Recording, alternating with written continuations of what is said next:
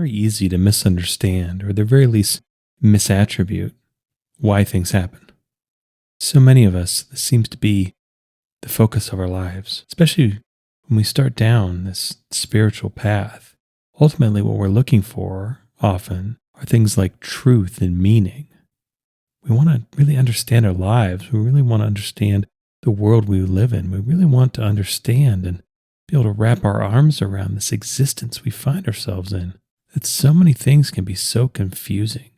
So many things can be so bewildering. We can go through life getting blindsided by things we never even knew were possible. And yet these are the circumstances that we have to deal with. And being sensing beings, being beings that have eyes, have ears, have a sense of touch, have a sense of taste, have a sense of smell, it can be really easy to redound our understanding of life, of existence, of the world through our senses, through what we see, through what we perceive.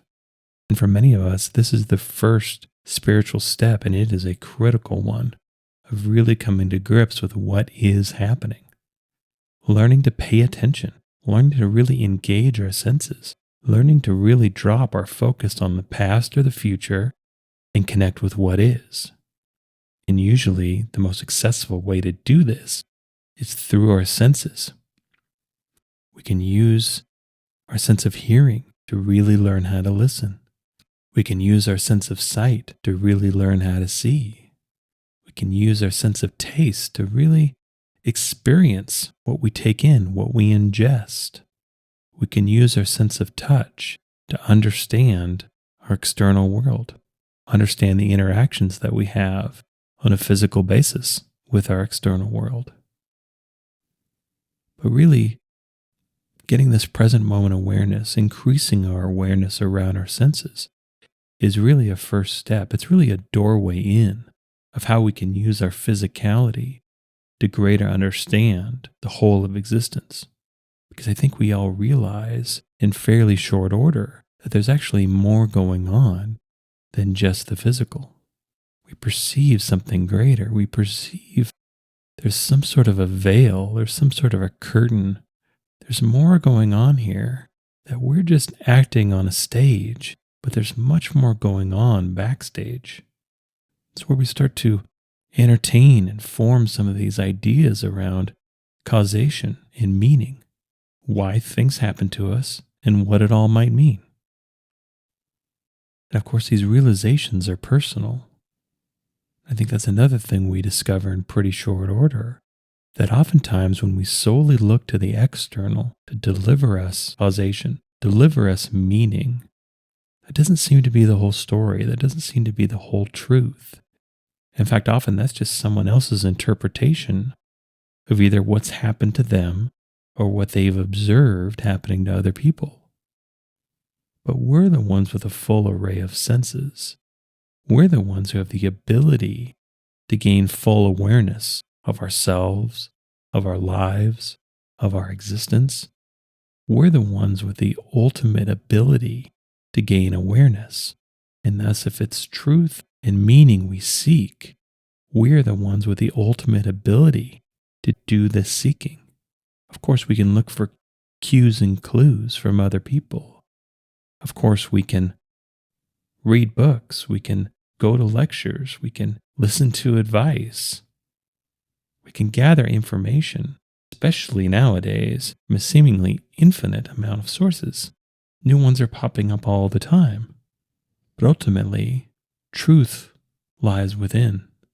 Ultimately, truth is personal. Ultimately, meaning is whatever we say it is. Because there is no such thing as ultimate meaning. Meaning is subjective. And it's subjective on purpose. Because it's used to fit us. It's used as a way for us to understand our own lives, through our own experience, through our own perspective, through our own thinking, through our own beliefs, through our own values.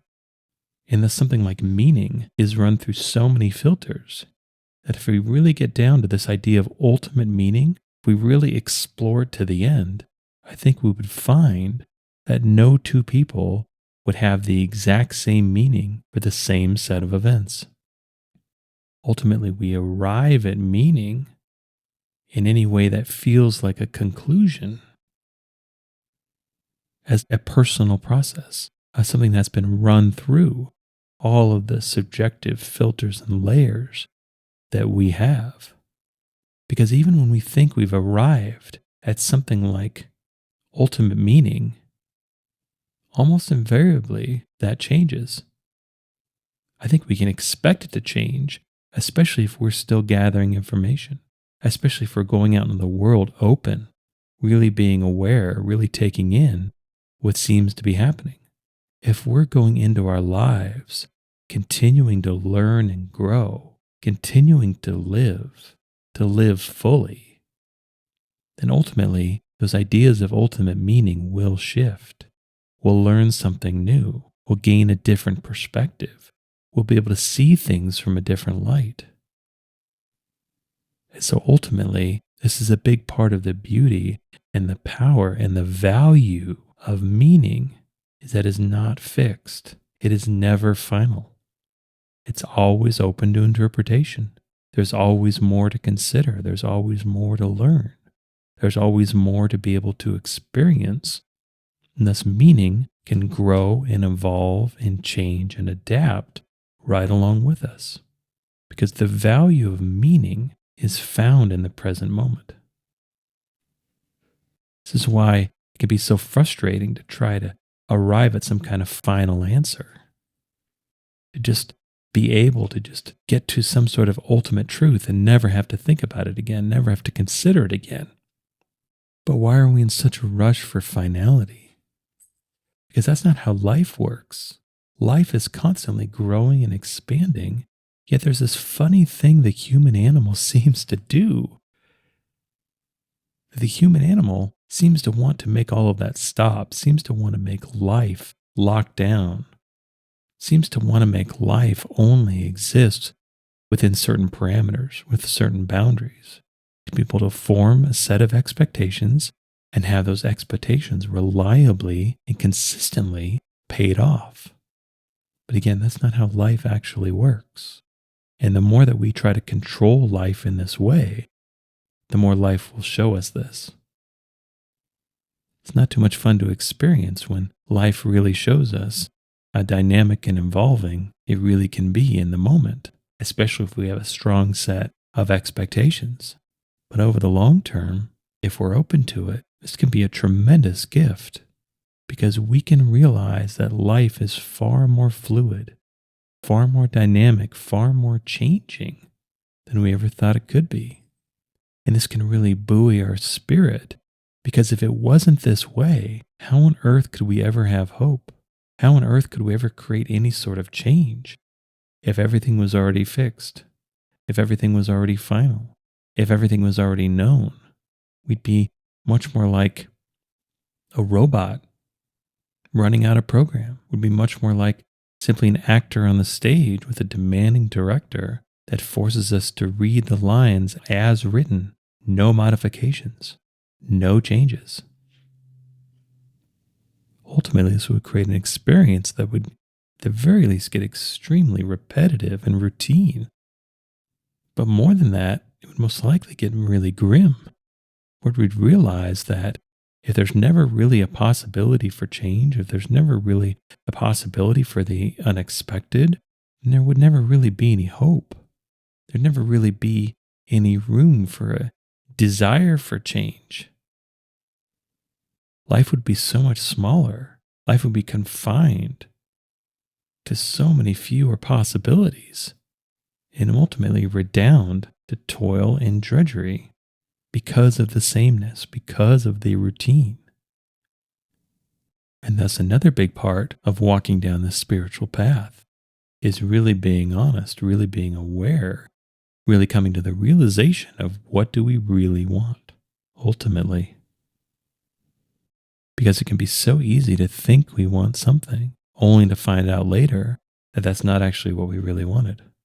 Either we achieve what we want and it wasn't quite as great, quite as grand, quite as meaningful, quite as worthwhile once we get there, or we can find that through effort and toil and struggle of trying to make something happen and having that fruition, having that completion, that manifestation elude us, come to the point of where we decide we didn't actually want that anyway. We are pursuing something for reasons that perhaps we don't hold anymore, or perhaps we never did. These are someone else's ideas, or these were ideas that we ourselves picked up, thinking that they would make us be a certain way, that would make us feel more complete, that would make us feel more whole, that could make us feel more fulfilled, that would give us a sense of connection, a sense of comfort in our own life. And I think one of the most important things to realize, or one of the most important realizations to have, is that in these ideas of control, there's a bit of a paradox in there. At the very least, there's a bit of a massive oversimplification and quite a bit of hubris in there. And that is the belief that we know what circumstances are right for us. The belief that we know that if we can just create a certain set of circumstances, then our life will be a certain way. That if such and such would happen, then our life would be improved for the better. That's a pretty big if. That's a pretty big assumption to make. And this is usually where control enters, where we try to force a certain circumstance. Because if we think, if I can just have that bigger house, if I could just have that different job, if I could just have that certain relationship, if I could just have that certain possession, if I could just have that certain change in circumstance, then I'd have the life I want, and I'd be able to live the experience that I want. But often what we find instead is that's giving circumstance a little bit too much credit, or at the very least, in my opinion, it's misunderstanding the role of circumstance in our life. Because as sensory beings, as perceiving beings, it can seem that circumstance is what is creating our life. That we have a certain job situation, we have a certain relationship situation, we have a certain income situation, we have a certain possession situation, and that is creating the experience of our life. That it's the circumstances that are creating and maintaining our life experience. But if I can suggest another way to look at things, what if that's wrong? What if that's backwards? What if the truth is, or what if an idea that's closer to the truth is, that circumstance is not a cause, circumstance is an effect. Circumstance is what happens last, not first.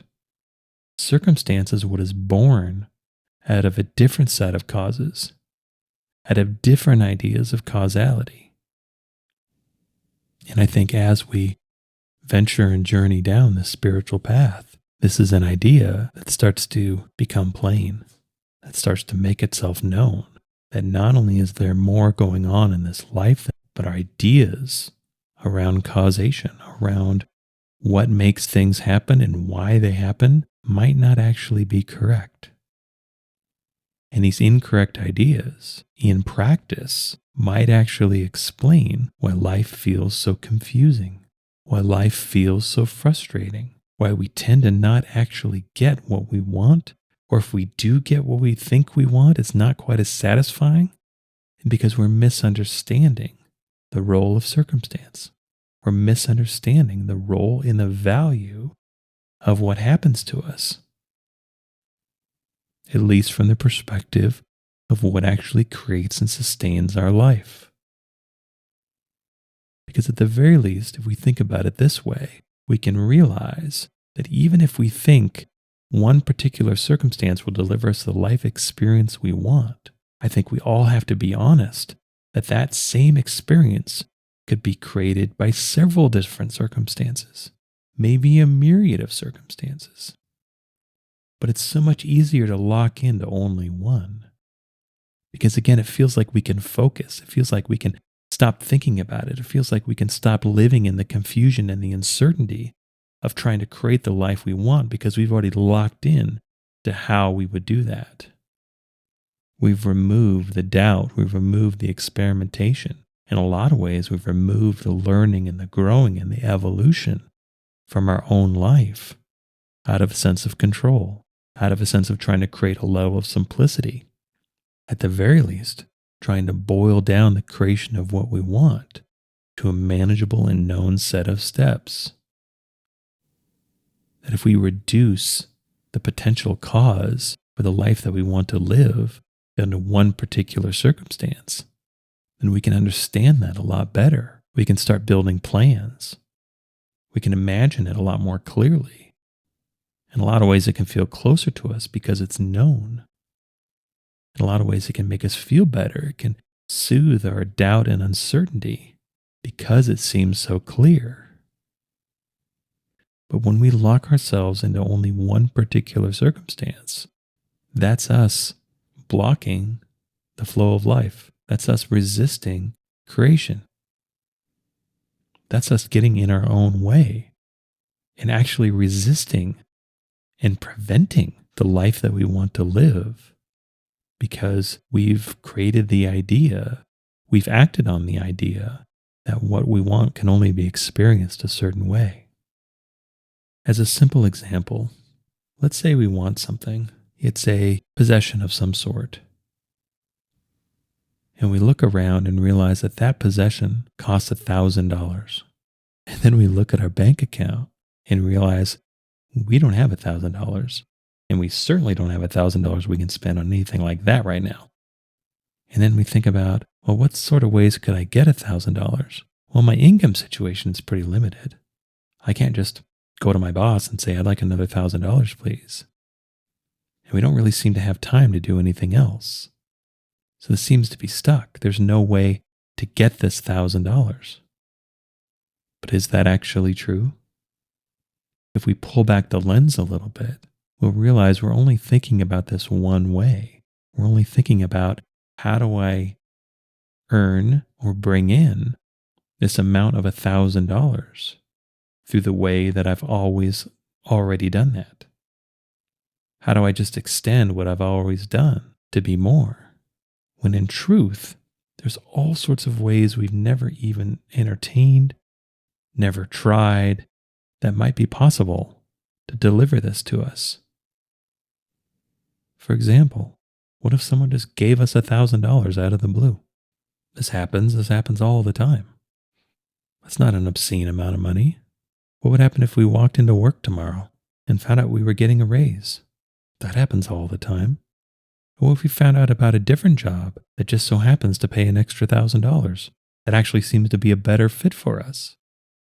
My point is that if we're open to it, if we can really look around, if we can really not lock ourselves in to a certain way of doing things or believing that only a certain circumstance will deliver us what we want, we have way more options than we think we do.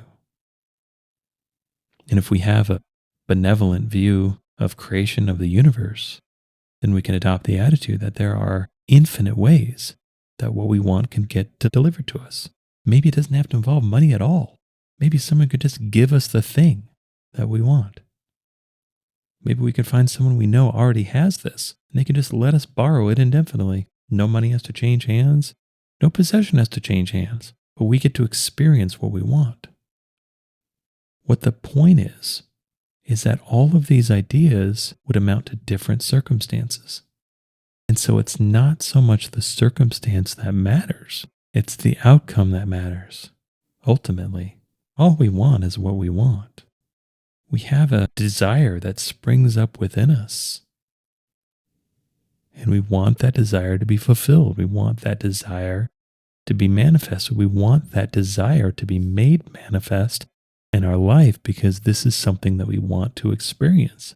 But if we misunderstand the role of circumstance, if we misunderstand and think that circumstance is the cause of what we want, then we miss the lesson, we miss the awareness that no, circumstance is linked with desire. Circumstance is the effect of desire, of wanting, of having something missing, of having a bit of a vacuum inside of us, of feeling that pull, feeling that sensation of something that we want and allowing the right circumstance to come to us. Because it's not all about force. It's not all about doing. It's not all about making things happen. Just as much of life is based on allowing things to happen. Doing and not doing. Action and allowing. Both are equals. Both are equally valid. And we can draw upon either whenever we wish. Because through these types of awarenesses, we can gain and experience a completely different understanding. We can really look at the role of circumstance in our life. We can really come to the point where we identify and understand and appreciate circumstance as an effect more than circumstance as a cause. We can realize that whatever we want, there are a myriad ways for whatever we want to come to us. That whenever we believe there's only one option, there's only one way, there's only one possibility, we've not only limited ourselves, but we've closed down our awareness in all the other ways that whatever we want could come to us. We've circumvented the ability of life to deliver what we want because we ourselves are resisting it. We're resisting it through conditioning that want by saying it can only come to us a certain way. But if that way isn't actually right for us, if that way isn't actually a fit for us, then that expression is blocked. That way is not clear. In a lot of ways, by choosing this attitude, we choose stagnation and frustration because we ourselves are not open to life. We ourselves are resisting life. We ourselves are saying things can only happen a certain way to satisfy my own expectations, to satisfy my own needs, to have things happen only in the way that I want and expect. But that's not how life works. That isn't cooperative.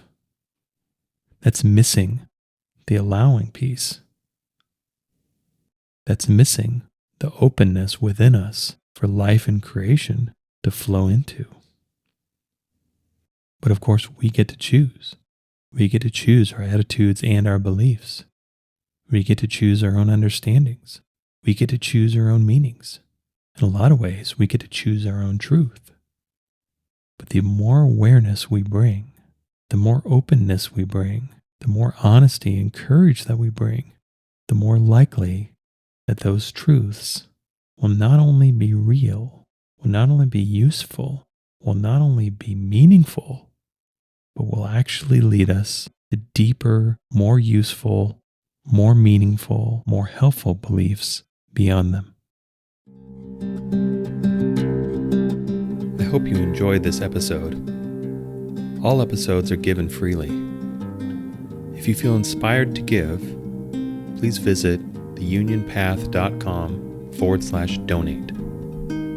If you have a question, you can contact me at theunionpath@gmail.com. Take care and all the best.